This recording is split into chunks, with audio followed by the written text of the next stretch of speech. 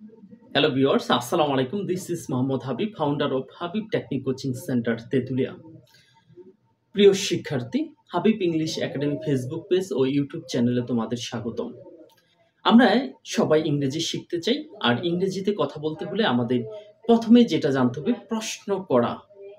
আজকে আমার এই শর্ট ক্লাসের মাধ্যমে আমরা শিখব সহজেই কিভাবে প্রত্যহ দিনের যে প্রশ্নগুলো শেখা যায় সেটাই আমরা ইনশাল্লাহ দেখব এবং শিখব।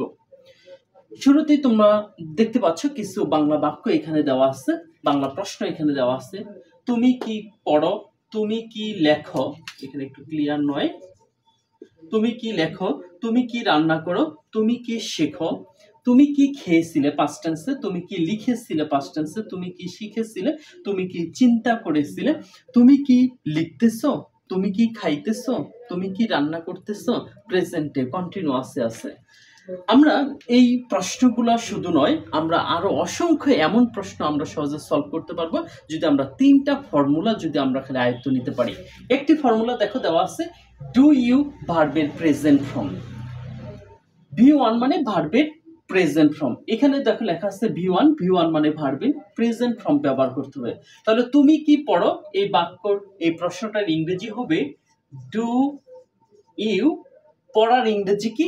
রিড। আমরা সবাই জানি READ, রিড প্রশ্নবোধক চিহ্ন। তার মানে তুমি কি পড়ো এর ইংরেজি কি? Do you read. তুমি কি পড়ো। তাহলে তুমি কি লেখো, সূচনা ওই আগের মতো হবে ডু ইউ।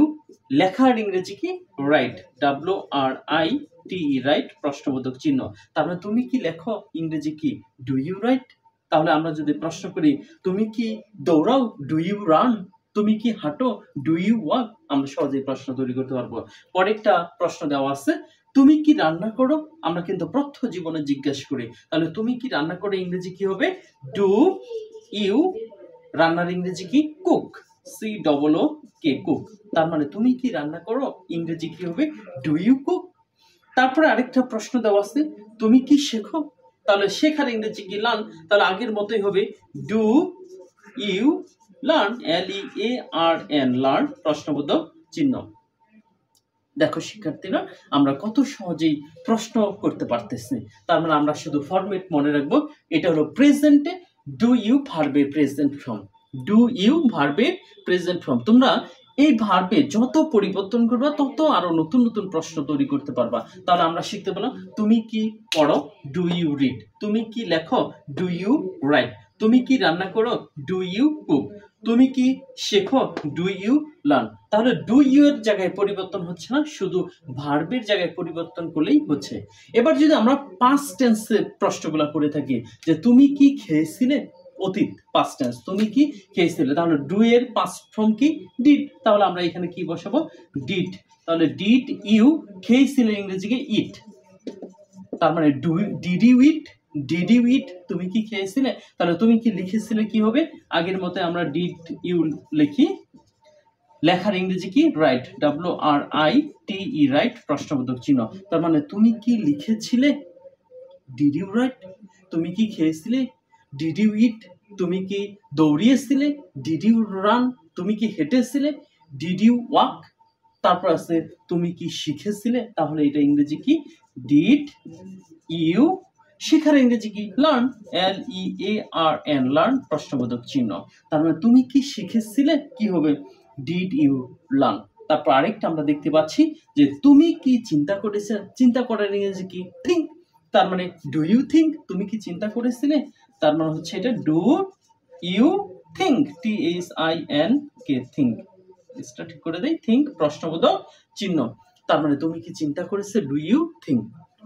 তাহলে আমরা দেখলাম কিভাবে সহজে অতীতকালের বিষয়ে প্রশ্ন করা যায়। আমরা যদি একটু রিভিশন দেই, যে তুমি কি খেয়েছিলে, ডিড ইউ ইট, তুমি কি লিখেছিলে, ডিড ইউ রাইট, তুমি কি শিখেছিলে, ডিড ইউ লার্ন, তুমি কি চিন্তা করেছে, ডিড ইউ থিঙ্ক। তার মানে এই ভার্বের জায়গায় এই ভার্বগুলো আমরা যত পরিবর্তন করব নতুন নতুন কি হবে? প্রশ্ন করা যাবে। এখানে যেগুলো নাই ওগুলো ছাড়াও যদি আমরা প্রশ্ন, তুমি কি রান্না করেছিলে, ডিড ইউ কুক, তুমি কি হেঁটেছিলে, ডিড ইউ ওয়াক, তুমি কি দৌড়িয়েছিলে, ডিড ইউ রান। তার মানে তুমি কি সাহায্য করেছিলে, ডিড ইউ হেল্প, তুমি কি সাহায্য করেছিলে। কত সহজেই আমরা প্রশ্নগুলো করতে পারতেছি। তারপর আমাদের তৃতীয় ফর্মুলা যেটা, কন্টিনিউয়াস, প্রেজেন্টের কন্টিনিউয়াসে যে আর ইউ ভার্বের সাথে আইএনজি, আর ইউ সরি এখানে ইউ নেই, আর ইউ ভার্বের সাথে আইএনজি। তুমি কি লিখতেছো তার মানে কি হবে are you writing, WRITING writing. তার মানে এই যে লিখতেছো কন্টিনিউয়াসের ক্ষেত্রে ভার্বের সাথে কি হবে আইএনজি। আমরা সকলেই জানি বা তোমরা মনে রাখবে যখনই কন্টিনিউয়াস তখনই ভার্বের সাথে কি হবে আইএনজি। তাহলে তুমি কি খাইতেছো, খাওয়ার ইংরেজি কি ইট, ইটের সাথে কি হবে আইএনজি ইটিং। তার মানে are you eating, are you eating, EATING eating প্রশ্নবোধক চিহ্ন, যে তুমি কি খাইতেছো আর ইউ ইটিং। তারপরেরটা আছে তুমি কি রান্না করতেছো, রান্না করার কাজ কি, রান্না করার ইংরেজি কি কুক, কুকের সাথে কি হবে আইএনজি কুকিং। তার মানে উত্তর হবে are you cooking, are you cooking. তার মানে তুমি কি রান্না করতেছো, উত্তর প্রশ্নটা কি দাঁড়ালো ইংরেজিতে are you cooking. Dear viewers, dear শিক্ষার্থী, তোমরা যদি তিনটা ফর্মুলা মনে রাখো, তিনটা ফর্মুলা, একটি হলো ডু ইউ এর পর ভার্বের প্রেজেন্ট ফর্ম, ডিড ইউ এর পর ভার্বের প্রেজেন্ট ফর্ম, আর ইউ এর পরে ভার্বের সাথে আইএনজি, এই তিনটা দিয়ে দিনের যে প্রশ্নগুলো সবগুলাই কিন্তু তুমি করতে পারবে। তার মানে আমরা যে এইভাবে প্রশ্ন করি তুমি কি করো, করার ইংরেজি ডু, তাহলে ডু ইউ ডু, তুমি কি করো, তুমি কি লেখো ডু ইউ রাইট, তুমি কি চিন্তা করো ডু ইউ থিঙ্ক, তুমি কি সাহায্য করো ডু ইউ হেল্প, তুমি কি রান্না করো ডু ইউ কুক। তার মানে এইভাবে আমরা কি করতে পারতেছি, প্রশ্ন করতে পারতেছি। তোমরা যখনই আমার ক্লাসগুলো করবে অবশ্যই খাতা কলম নিয়ে বসবে, কিংবা আমার ক্লাসটা স্ক্রিনশট দিয়ে রাখো, তাহলে তোমাদের পরবর্তীতে বুঝতে সুবিধা হবে। স্ক্রিনশট দিয়ে রাখো। আর মনে রাখবে আমরা তিনটা ফর্মুলা আজকে পড়লাম।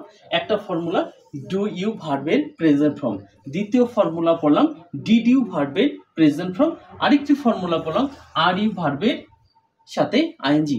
অনেকেও ভাবে যে ডিড ইউ এর পর কি ভার্বের প্রেজেন্ট হবে, ইয়াস অবশ্যই, এখানে V2 হওয়ার কোনো অবকাশ নেই। আশা রাখি তোমরা যদি শুরু থেকে শেষ পর্যন্ত আমার এই ক্লাসটা করে থাকো অবশ্যই তোমরা এই দিনের যে প্রশ্নগুলো করতে পারবে। ইনশাআল্লাহ নেক্সট টাইমে নতুন কোনো টপিকস নিয়ে তোমাদের সামনে হাজির হব। এই পর্যন্ত তোমরা ভালো থাকো, সুস্থ থাকো।